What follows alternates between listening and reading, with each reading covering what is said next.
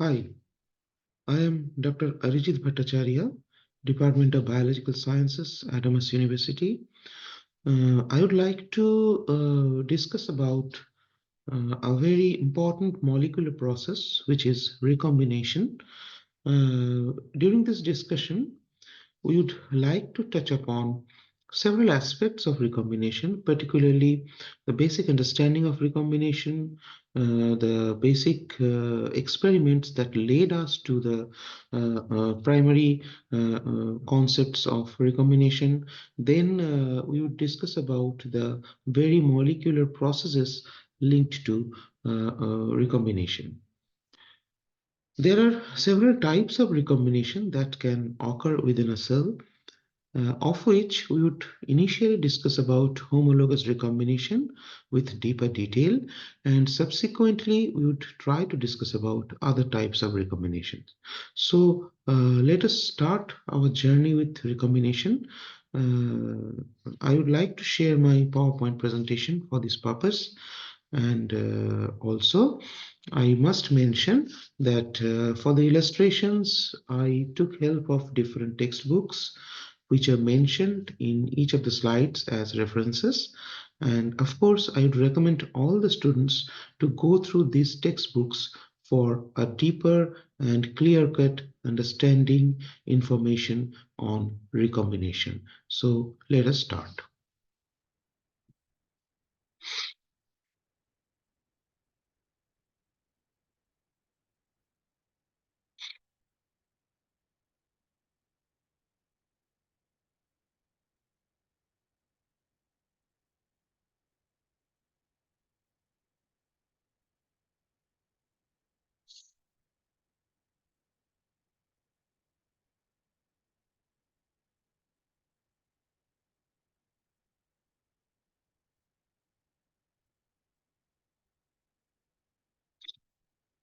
Now, recombination, we are already accustomed with the term, I guess, but recombination means combining something in a new form. Here, this something is nothing but DNA. So during evolution, as we all know that variation within a population of a species, or rather variation within a process, is very, very important. And there are two primary genetic mechanisms through which the gene diversity, genomic diversity is attained by any species. These two molecular events are mutation and secondly, your recombination. So recombination is one of the most important events that actually generates genetic variation. Now, how recombination is accomplished? Recombination, it's basically, as I mentioned, is basically combining different segments of DNA. These segments can be of a stretch of chromosome, which can span up to a megabases, which can be exchanged. This segment can be a smaller fragment, just like 1 kb. So the event of recombination is basically very random, although there are some specific sequences where recombination is more frequent, but the number of events that can occur within a cell, number of events that can occur within a chromosome or within a particular chromosomal loci, it's completely random. So recombination event, because it's a random event, so it has huge potential to generate several varieties of different types of chromosome. Now, if I ask you, what is basically the site of recombination for us? So it's basically the meiosis process, which occurs during generation of gametes. That is the primary loci of recombination, or that is the primary, I should say, event when recombination takes place. And if we can just reminisce our memories of meiosis process. So we know that the chromosomes align, they can form chiasma. So all of those events are actually events that is leading to recombination. So just as a basic illustration, you can check this particular image. Here you can see this red DNA stretch is crossing over with the yellow DNA strand. This crossing over means exchange of DNA segments, and that is generating two separate DNA strands, DNA segments, which are recombinants or recombined DNA strands. So you can imagine that if these two are supposedly two chromosomes from two independent two parents, after recombining, they are generating novel gene sets. So the genes that are here and genes that are here, those were distinct. So they are generating novel gene sets. And in a new individual where these gene sets will be there in their genome, they will generate a new phenotypic variation which will eventually affect selection depending on the selective force that is being applied on that species. And of course, this kind of variation generation is leading to shaping of a species or the way we are, that is because of generation of these kind of variations. Now, not only at organismal level, if we consider at genomic level, recombination can also occur within a gene, leading to generation of different types of allelic variations.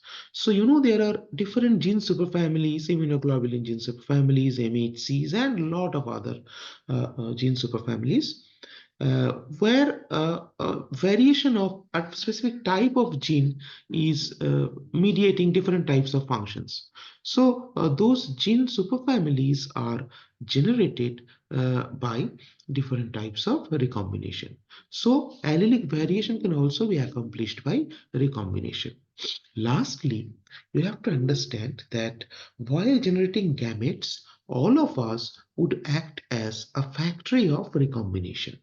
So sexual reproduction is nothing but a very efficient and elegant process through which these successful recombinations can be mediated, and thereafter a huge amount of genetic variations can be resulted. So this is, in a nutshell, this is the evolutionary perspective of recombination, and this is something that we need to remember in the back of our mind while discussing about recombination. Now we would go back a little bit and we would try to know how this concept of recombination emerged from typical classical genetics experiments and observations. So the three individuals whose photograph is shown here, Thomas Hunt Morgan, Alfred Sturtevant, and Kelvin Briggs.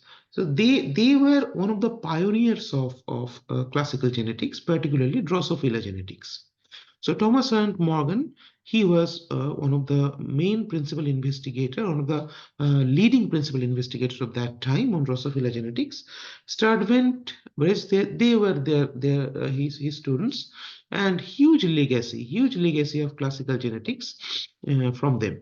So Thomas Hunt Morgan actually proposed that genes are real life entities. It's not mere factors, they're real life entities. Those are located near one another on a chromosome. So this was basically the concept of linkage that was offered at that time. And different types of genetic crossovers in Drosophila model, which they performed, and they came to a conclusion that the recombination or the kind of crossover that is occurring between the chromosomes that is dependent on the distance between the genes. So genes were real life objects, and the crossover event, the frequency of crossover is dependent on the distance of the genes. So one gene, more distant it is, the higher the chance of recombination. Okay. And Sturtevant, he actually defined some unit of these genetic distances, and the unit he proposed was centimorgan, just as a tribute to his mentor Morgan, Thomas Hunt Morgan. And centimorgan actually corresponded to 1% of the frequency of crossover. We can call it 1% recombination frequency. So this was the first time recombination as an event was linked to genetic distance, and overall in classical genetics this is called linkage. Initially, we thought that linkage is or crossover is primarily a meiosis associated event, but then Cart's turn, he showed that actually uh, recombination can occur during mitosis also. So there are different types of phenotypes, both in Drosophila, even in us, there are diseases like ichthyosis, which is resulted from recombination occurring during mitosis. So, but though meiotic recombination is more prevalent, more common, and more significant in terms of evolution, there are also chance of recombination during mitosis. So all of these observations came from classical genetics experiments, which gave us some amount of idea about recombination. Now, in a nutshell, what is meiotic recombination? So, if we see these two chromosomes, the red and blue ones, these are what we call homologous chromosomes. So, we all are diploids. So, of our diploid chromosomal set, two chromosomes are more or less similar in terms of sequence and structure. So these two chromosomes, we call them as homologous chromosomes. Homologous, but they are not identical. And where the difference is? The difference is in different alleles. So the chromosomes that we have, we know that we can have same gene in the two chromosomes, but those genes can be of two different forms, which we call allelic forms.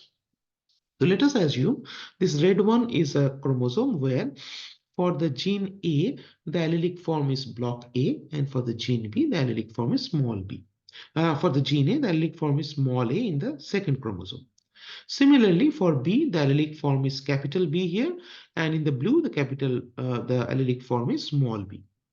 So if these chromosomes were segregated without recombination, then the linkage between A and B will remain intact, and block A, block B form of alleles will be transmitted together, and small a, small b alleles will be transmitted together. But if there is a crossover event during meiosis, then what would happen? Then there will be exchange in chromosomal segments, and that would lead to a recombination of the chromosomes where these capital A small b and small a capital B versions of chromosomes that will be generated. So when this is crossing over, this part of red will recombine with this part of blue, and this part of blue will recombine with this part of red. So here you have small a, and here you have capital B, here you have capital A, here you have small b. So ultimately these are the recombinant forms that will be generated. So this is the outline, a very gross outline of meiotic crossover. Now for mitotic crossover, the event is pretty similar. During mitosis, the chromosome might come in contact, although it's not really exactly the similar way that meiotic recombination occurs in terms of chromosomal association. The molecular event might be similar. So here, the two chromosomes can align with one another, and then there can be exchange of the uh, segments, which is leading to these recombinant versions of chromosomes with yellow and these brownish segments together. So here you can see these yellow and this brown, these are basically the two chromosomes. And here it is after replication, they are duplicated, then they are recombining during mitosis, leading to these recombinant forms of chromosomes. So at least in some cells, these recombinant chromosomes will be segregated, and therefore those cells will be phenotypically different from the original cell. So this was observed in Drosophila, where there was a patch on some Drosophila skin with some yellow spot and a change kind of bristle morphology that was observed. So this change bristle morphology, as it calls change bristle, and this yellow spot, these were observed as an outcome of meiotic crossover. But of course, this is not in the germ cell that it's occurring. So this is basically kind of somatic change that we would observe on Drosophila. Similarly, there are somatic changes that we observe on individuals with some diseases like ichthyosis, which is a skin disease I mentioned earlier, and those diseases are basically my result of mitotic recombination. So here it's not meiotic crossover, but it's the mitotic crossover that is leading to such phenotypic change.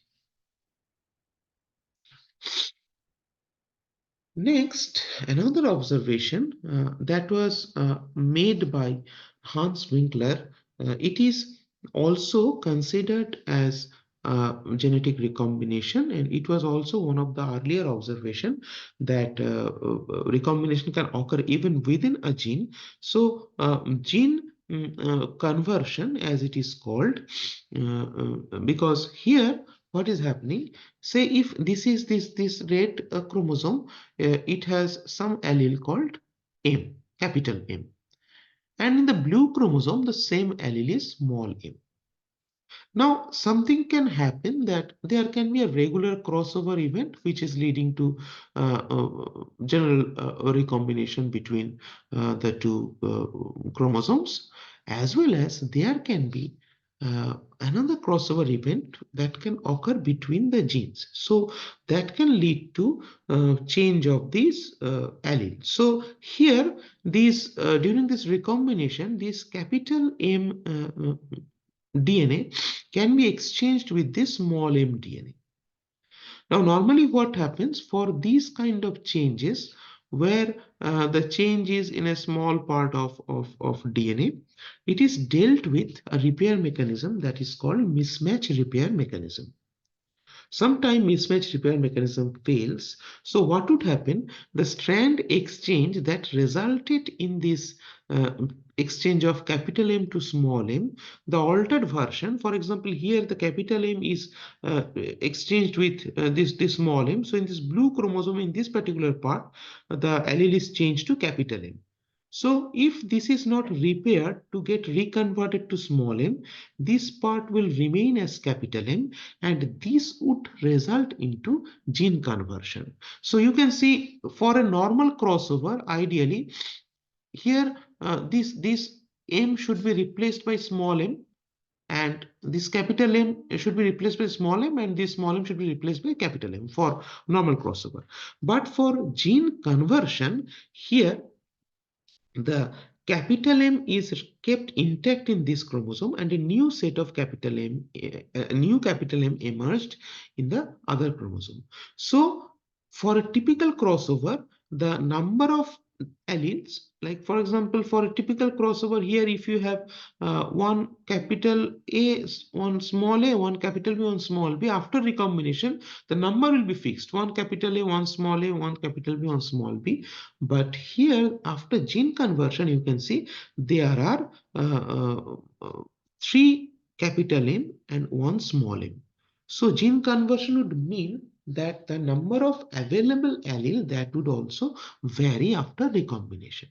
So it would change the typical Mendelian pattern. So in typical Mendelian pattern, as you all know, if the heterozygous alleles are crossed, then what would happen? The outcome will be three dominant phenotype with one recessive phenotype. But here, as you can see, because it is gene converted, this ratio will not be typical like that. So gene conversion is a non-Mendelian event that was observed, and this is result of recombination, of course, followed by lack of mismatch repair. Gene conversion is also observed in Neurospora, where if the chromosomes, for example, here you have two sets of chromosome and where the alleles are block A and small a. So after segregation in a Neurospora octet, you will find out that there are four alleles of capital A and four alleles of small a here in all of these different chromosomes. But if some gene conversion even takes place, then this ratio will change. So some of these alleles will be dominated means replaced by another allele. So sometime it is observed that the ratio is 6:1. Ideally, it's 4:4. Some because if this A is kind of converting the small a to capital A, then this ratio will change. And it was observed that in some cases that for neurospore pressure, the typical allelic ratio is 6 is to 1 or 2 is to 6. So it is basically the typical Mendelian segregation is affected here, and the number of available allele variation that is changed. So this is gene conversion. Event-wise, gene conversion is defined as a result of homologous recombination at heterozygous sites, which is resulting in mismatch in base pairing. So of course, these two alleles are not M and M allele, there is variation in sequence. So if strand exchange occurs, there will be lack of sequence similarity. So what will happen? This would lead to mismatch. And this mismatch, if not dealt with mismatch repair system, then that will be stabilized. So after this mismatch repair system, there are processes that mismatch repair mechanism. So the allele that are exchanged, that can be converted to either one, either it can be small m or it can be capital M. But this kind of conversion, if the small m is converted to capital M, then what would happen? Then gene conversion will happen. So if you look at this illustration, here you have capital M, small m. So after this strand exchange and mispairing, it is capital M, capital M here and small m. So here you have the gene conversion here. Now, after this kind of strand exchange is occurring, after a round of replication, these capital M said would give rise to two DNA with capital M, capital M, both the strands. On the other hand, here it would give rise to one DNA with capital M, and another DNA with small m after replication. So here you have 6 alleles of capital M, and here you have 2. So you can see that due to this kind of conversion, the ratio is changing, and it is resulting from at this particular point where the gene conversion is occurring after the exchange of these alleles and lack of mismatch repair. So this is what gene conversion is, and gene conversion was observed earlier, and there is a certain difference between gene conversion and genetic crossover, which is that in gene conversion, the typical strand exchange is not there. It's basically the allelic exchange that is there, and moreover, the alleles are converted to something else. So here you can see in this blue DNA, you have this segment that would be converted. So capital E prime, small e prime, and small e. Actually, E prime means it's the complementary sequence in the other strand. So 5 prime to 3 prime and 3 prime to 5 prime. So here you can say it's block E, and here you can say it's small e. So after gene conversion here, the capital E sets are converted to small e sets. So that would mean that the exchange occurred in this E gene and not in the rest of the chromosome. Whereas, and it is basically converting the allele, changing the allele. Whereas in crossover, there is strand exchange. So here you can see between this blue and this red, there is defined strand exchange, and that can span around for a longer region. And here, despite strand exchange, the allelic forms are remaining unaltered. So the number of the allelic forms are remaining unaltered. This is basically the difference between gene conversion and crossover.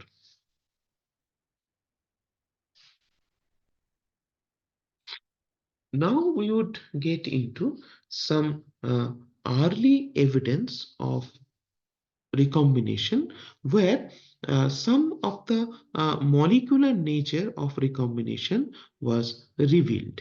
And these early evidences of molecular recombination, those actually emerged from experiments with phages. So in the next segment of our discussion, we will discuss about these sets of experiments with phage. So this is another aspect of genetics, which we call microbial genetics, where relatively more deep insights of recombination was revealed. So we would discuss about some experiments, particularly the experiments by Hershey, experiments by Messelson and Wegel, and experiments by Samuel Benzer. Samuel Benzer. So we would discuss those experiments in this particular segment.